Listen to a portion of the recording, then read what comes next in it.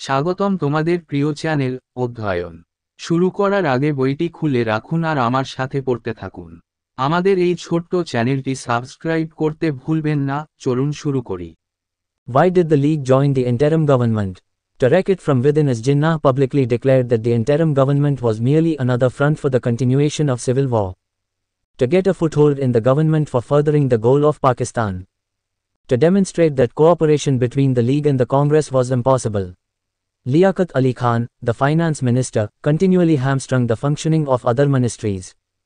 Once the League joined the interim government, it got sharply divided into two perpetually warring camps, which further reduced its position to a mere figurehead. League কেন অন্তর্বর্তী সরকারে যোগ দিল? এটিকে ভিতর থেকে ধ্বংস করার জন্য জিন্নাহ প্রকাশ্যে ঘোষণা করেছিলেন যে অন্তর্বর্তী সরকার গৃহযুদ্ধ অব্যাহত রাখার আরেকটি ফ্রন্ট মাত্র। পাকিস্তানের লক্ষ্যকে এগিয়ে নেওয়ার জন্য সরকারে পা রাখা। লীগ ও কংগ্রেসের মধ্যে যে সহযোগিতা ছিল তা প্রদর্শন করা অসম্ভব। অর্থমন্ত্রী লিয়াকত আলী খান ক্রমাগত অন্যান্য মন্ত্রণালয়ের কাজকর্ম ব্যাহত করেন। লীগ একবার অন্তর্বর্তী সরকারে যোগদানের পর এটি তীব্রভাবে দুটি চিরতরে যুদ্ধরত শিবিরে বিভক্ত হয়ে পড়ে, যা তার অবস্থানকে নিছক চিত্রে পরিণত করে। First meeting of the Constituent Assembly founded on the 6th of December 1946, the Constituent Assembly first met at New Delhi on the 9th of December 1946 and appointed Satchidananda Sinha as its interim president. গণপরিষদের প্রথম সভা 6ই December 1946 সালে প্রতিষ্ঠিত। গণপরিষদ প্রথম 9ই December 1946 তারিখে নয়াদিল্লিতে মিলিত হয় এবং সচ্চিদানন্দ সিনহাকে এর অন্তর্বর্তী সভাপতি হিসেবে নিযুক্ত করে। On the 11th of December, the Assembly elected Dr. Rajendra Prasad as its permanent president. Jurist B. N. Rao was appointed constitutional advisor to the Assembly.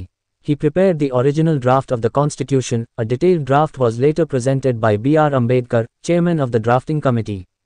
2 days later, Jawaharlal Nehru moved his famous Objectives Resolution, which declared the Assembly's firm resolve for an independent sovereign republic, and later became the preamble of the constitution.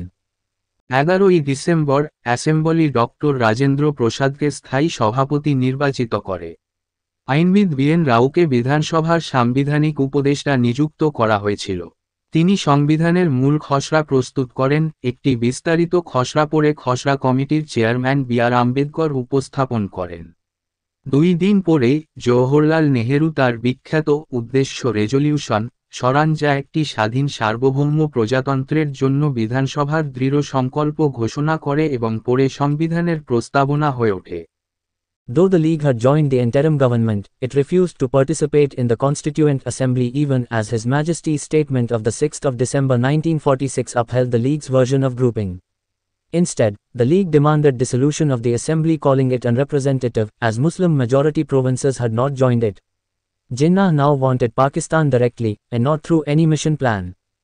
যদিও লীগ অন্তর্বর্তীকালীন সরকারে যোগ দিয়েছিল, তবে এটি গণপরিষদে অংশগ্রহণ করতে অস্বীকার করেছিল। এমনকি 6ই ডিসেম্বর 1946 সালের মহামহিমের বিবৃতিটি লীগের গ্রুপিং এর সংস্করণকে সমর্থন করেছিল। পরিবর্তে লীগ অপ্রতিনিধিত্বহীন, যেহেতু মুসলিম সংখ্যাগরিষ্ঠ প্রদেশগুলি এতে যোগ দেয়নি, বলে বিধানসভা ভেঙে দেওয়ার দাবি জানায়। জিন্নাহ এখন সরাসরি পাকিস্তান চেয়েছিলেন, কোনো মিশন পরিকল্পনার মাধ্যমে নয়। On the 5th of February 1947, fed up by the disruptionist practices of the League, the Congress members of the interim government sent a letter to Wavell with a demand that the League members be asked to resign. A crisis was in the offing. 1947 সালের 5ই ফেব্রুয়ারি, লীগের ব্যাঘাতমূলক অনুশীলনে বিরক্ত হয়ে অন্তর্বর্তী সরকারের কংগ্রেস সদস্যরা ওয়াভেলের কাছে একটি চিঠি পাঠায় যাতে লীগ সদস্যদের পদত্যাগ করতে বলা হয়। একটি সংকট বন্ধ ছিল। With the government thus torn asunder and major communities ready to slit each other's throat, clouds of gloom hovered over the entire country. In such a scenario, the only ray of hope was the popular unrest that demonstrated the capacity of the common Indian people to rise above their differences for the freedom of their nation. সরকার এইভাবে ছিন্নভিন্ন এবং প্রধান সম্প্রদায়গুলি একে অপরের গলা কাটার জন্য প্রস্তুত হওয়ার সাথে সাথে সারা দেশে অন্ধকারের মেঘ ছেয়ে গেছে। এমন পরিস্থিতিতে আশার একমাত্র রশ্মি ছিল জনপ্রিয় অস্থিরতা, যা সাধারণ ভারতীয় জনগণের তাদের জাতির স্বাধীনতার জন্য তাদের পার্থক্যের ঊর্ধ্বে ওঠার ক্ষমতা প্রদর্শন করেছিল। Post-war popular unrest. The period closely following the end of the Second World War was marked by a wide spectrum of popular initiative. The popular unrest during the period 1945 to 47 took the form of various urges and upsurges and can be broadly classified into two varieties. 1. Unrest which led to direct confrontations with the British administration. 2. Unrest which indirectly undermined British Raj through direct confrontations with its upholders, certain landlords, princes and capitalists. The popular upsurges were numerous in number and only the major ones have been mentioned below. যুদ্ধ পরবর্তী জনপ্রিয় অস্থিরতা। দ্বিতীয় বিশ্বযুদ্ধের সমাপ্তির কাছাকাছি সময়কাল জনপ্রিয় উদ্যোগের বিস্তৃত বর্ণালী দ্বারা চিহ্নিত করা হয়েছিল।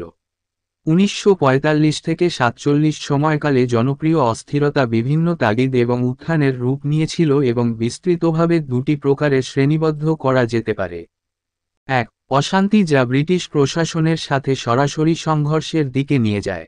2. অস্থিরতা যা পরোক্ষভাবে ব্রিটিশ রাজকে এর ধারক কিছু ভূস্বামী, রাজকুমার এবং পুঁজিপতিদের সাথে প্রত্যক্ষ সংঘর্ষের মাধ্যমে ক্ষতিগ্রস্ত করেছে। জনপ্রিয় উত্থানগুলি সংখ্যায় অসংখ্য ছিল এবং শুধুমাত্র প্রধানগুলি নিচে উল্লেখ করা হয়েছে। Direct confrontations. Indian National Army trials, or the Red Fort trials, November 1945 to May 1946. The first major popular explosion took place over the Indian National Army trials, the court-martials of surrendered Indian National Army soldiers and officers who had earlier served in the British Indian Army. They were accused of having broken the oath of loyalty to the British Crown, and thus of having become traitors.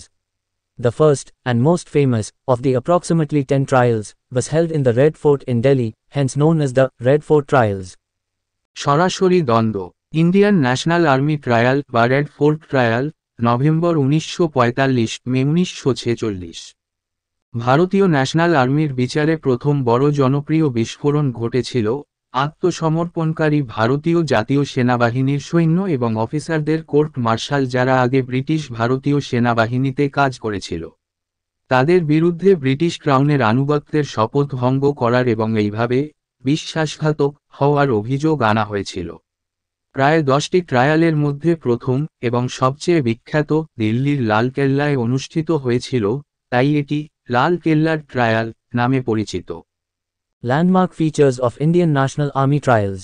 Indian National Army cause taken up by the Congress in November 1945, the trials began in the historic Red Fort of Delhi. The cause of the Indian National Army men had been taken up by the Congress and made a main plank of its election campaign. Many Congress leaders appeared in defense of the Indian National Army prisoners. Hundreds of meetings were held throughout the country, demanding clemency for Indian National Army prisoners. The largest meeting was held in Deshapriya Park, Calcutta, which was addressed by Sarat Bose, Nehru and Patel. ভারতীয় জাতীয় সেনাবাহিনীর ট্রায়ালের landmark বৈশিষ্ট্য।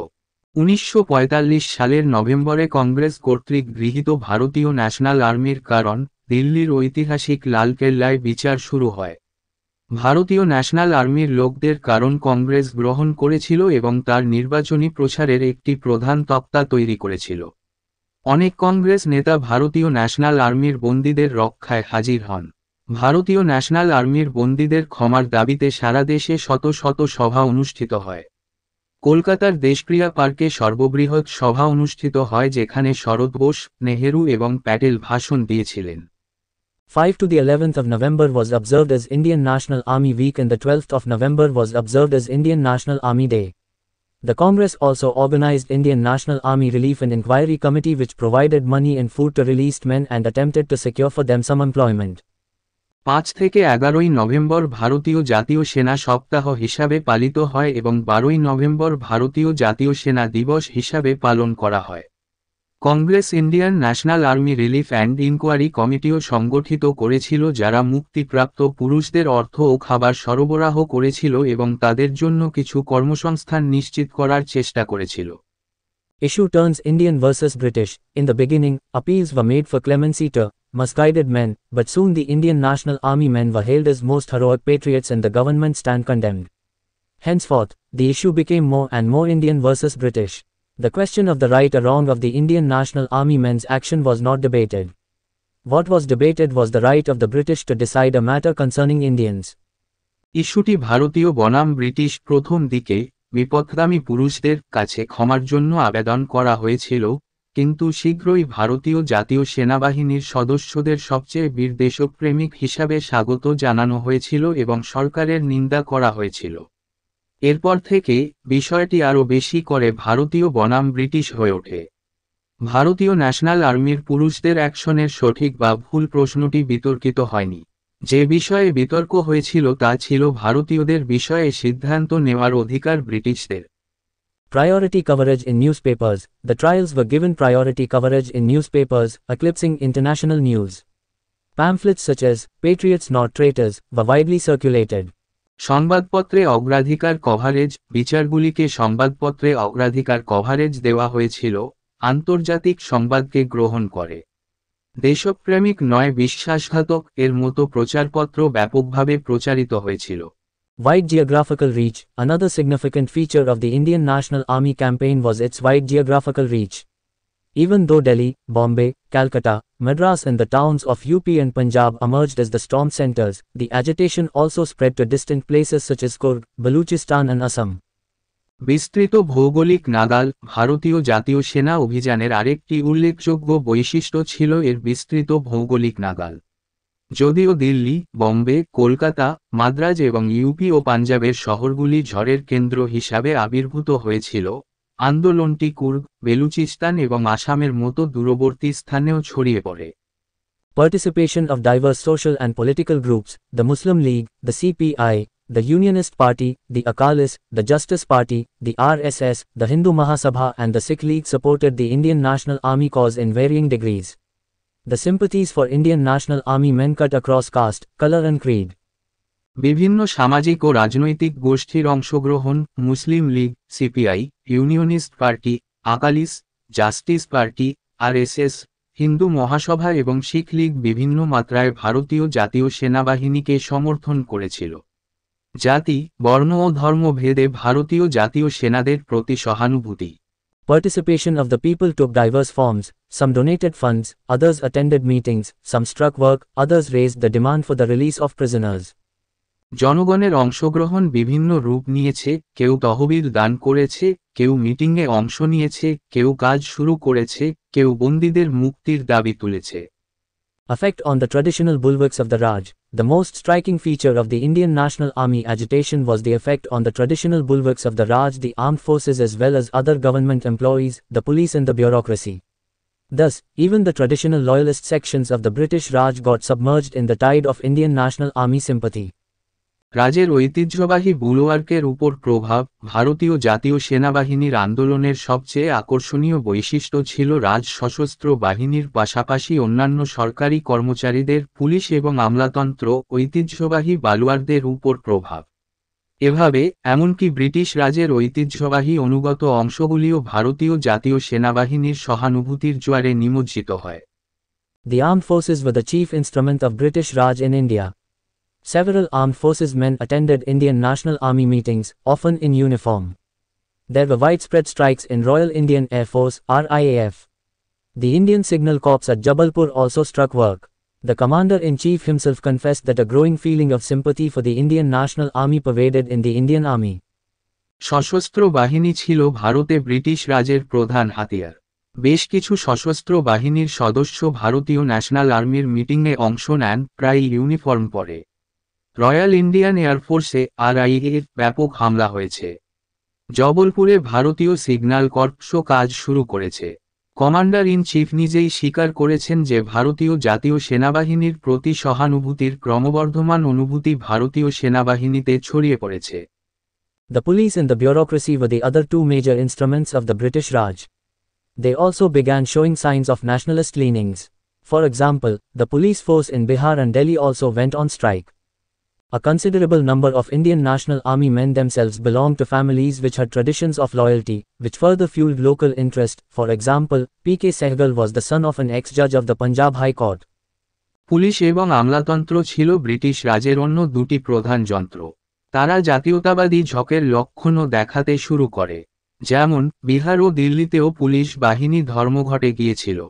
ভারতীয় national আর্মির যথেষ্ট সংখ্যক লোক নিজেরাই পরিবারের অন্তর্ভুক্ত ছিল যাদের আনুগত্যের ঐতিহ্য ছিল, যা স্থানীয় স্বার্থকে আরও জ্বালানি দিয়েছিল। উদাহরণস্বরূপ, পি.কে. শাহগাল ছিলেন পাঞ্জাব হাইকোর্টের একজন প্রাক্তন বিচারকের ছেলে।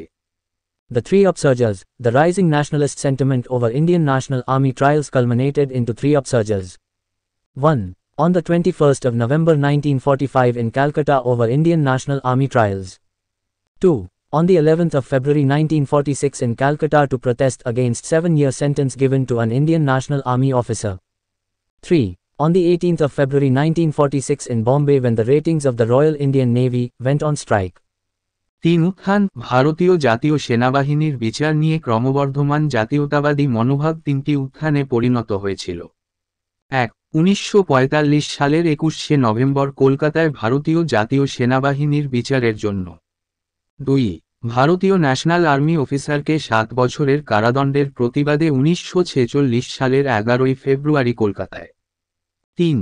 1946 সালের 18 ফেব্রুয়ারি বোম্বেতে যখন রয়্যাল ইন্ডিয়ান নেভির রেটিং ধর্মঘট হয়। Pattern of upsurges. The three upsurges followed a similar pattern. The upsurge initiated by a group, such as students or ratings, joined in by the city sympathizers, who were in turn joined in by sympathizers from other parts of the country. উত্থান পতনের pattern তিনটি উত্থান একই pattern অনুসরণ করেছিল। একটি গোষ্ঠী, যেমন ছাত্র বা রেটিং, দ্বারা শুরু হওয়া উত্থান, শহরের সহানুভূতিশীলরা যোগ দিয়েছিল, যারা পালাক্রমে দেশের অন্যান্য অংশের সহানুভূতিশীলরা যোগ দিয়েছিল। 1. Upsurge on the 21st of November 1945. The first of the Indian National Army trials, and the most celebrated one, was the joint court-martial of Colonel Prem Sehgal, Colonel Gurbaksh Singh Dhillon and Major General Shah Nawaz Khan. When the three heroes, belonging to the Hindu, Muslim and Sikh communities respectively and representing Indian unity were put on trial, a countrywide protest upsurged. There took place widespread meetings, processions and speeches demanding the release of the Indian National Army prisoners. 1. উত্থান 21শে November 1945-এ ভারতীয় জাতীয় সেনাবাহিনীর প্রথম বিচার এবং সর্বাধিক উদযাপিত একটি, কর্নেল প্রেম সাহগাল, কর্নেল গুরবক্স সিং ধিল্লোন এবং মেজর জেনারেল শাহ নওয়াজ খানের যৌথ কোর্ট মার্শাল, যথাক্রমে হিন্দু, মুসলিম ও শিখ সম্প্রদায়ের এবং ভারতীয় ঐক্যের প্রতিনিধিত্বকারী 3 বীরকে বিচারের মুখোমুখি করা হলে দেশব্যাপী প্রতিবাদের ঝড় ওঠে। ভারতীয় জাতীয় সেনা বন্দীদের মুক্তির দাবিতে ব্যাপক সভা, মিছিল ও বক্তৃতা অনুষ্ঠিত হয়। Calcutta, however, emerged as a storm center. On the 21st of November 1945, on the call of the Forward Bloc, students marched towards the administrative quarters in Dalhousie Square. On their way, they were joined by members from the League as well as the communist student organizations. These students had tied the National, the League and the Red flags together, representing the need for a united anti-imperialist struggle. Kolkata অবশ্য ঝড়ের কেন্দ্র হিসেবে আবির্ভূত হয়েছে। 1945 সালের 21শে November forward ব্লকের ডাকে ছাত্ররা ডালহৌসি স্কোয়ারের প্রশাসনিক ভবনের দিকে মিছিল করে। পথিমধ্যে তাদের সাথে লীগ ও কমিউনিস্ট ছাত্র সংগঠনের সদস্যরা যোগ দেয়। এই ছাত্ররা ঐক্যবদ্ধ সাম্রাজ্যবাদ বিরোধী সংগ্রামের প্রয়োজনীয়তার প্রতিনিধিত্ব করে জাতীয়, লীগ এবং লাল পতাকা একসাথে বেঁধেছিল। The demonstrators were obstructed by the armed police and fired upon, killing a Hindu and a Muslim student. The killings immediately set the city on fire, and for the next 2 days the angry people repeatedly clashed with the police, resulting in over 30 deaths and destruction of over 150 police and army vehicles. বিক্ষোভকারীরা সশস্ত্র police বাধা দেয় এবং গুলি চালায়, এতে একজন হিন্দু ও একজন মুসলিম ছাত্র নিহত হয়।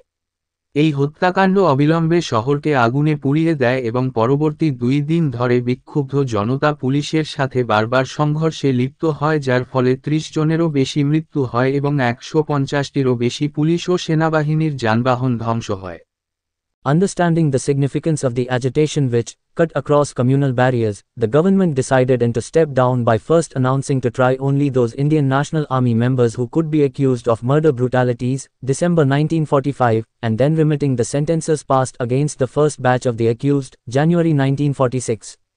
সাম্প্রদায়িক বাধা অতিক্রম করে, আন্দোলনের তাৎপর্য অনুধাবন করে, সরকার সিদ্ধান্ত নেয় এবং প্রথমে শুধুমাত্র সেই ভারতীয় জাতীয় সেনা সদস্যদের বিচার করার ঘোষণা দিয়ে পদত্যাগ করার সিদ্ধান্ত নেয় যাদেরকে হত্যার নৃশংসতার জন্য অভিযুক্ত করা যেতে পারে, ডিসেম্বর 1945, এবং তারপরে তাদের বিরুদ্ধে প্রেরিত সাজা মওকুফ করে। অভিযুক্তদের প্রথম batch, January 1946। 2. Upsurge on the 11th of February 1946. In February 1946, when a Rashid Ali of the Indian National Army was sentenced to 7 years in jail. The agitation resurfaced and ended only after 2 days, leaving 84 dead and 300 injured. 3. Upsurge on the 18th of February 1946 refers to the Royal Indian Navy revolt, mentioned below. 2. 11 ফেব্রুয়ারি 1946 এ উত্থান 1946 সালের ফেব্রুয়ারিতে, যখন ভারতীয় জাতীয় সেনাবাহিনীর রশিদ আলীকে 7 বছরের কারাদণ্ড দেওয়া হয়, তখন আন্দোলন পুনরুত্থিত হয় এবং মাত্র 2 দিন পরেই শেষ হয়, এতে 84 জন নিহত এবং 300 জন আহত হয়। 3. 18 ফেব্রুয়ারি 1946 এ উত্থান রয়্যাল ইন্ডিয়ান নৌবাহিনীর বিদ্রোহকে বোঝায়, নিচে উল্লিখিত। এখানেই এই ভিডিওটি শেষ করলাম। পরবর্তী ভিডিওতে আমরা বাকিটা পড়ব।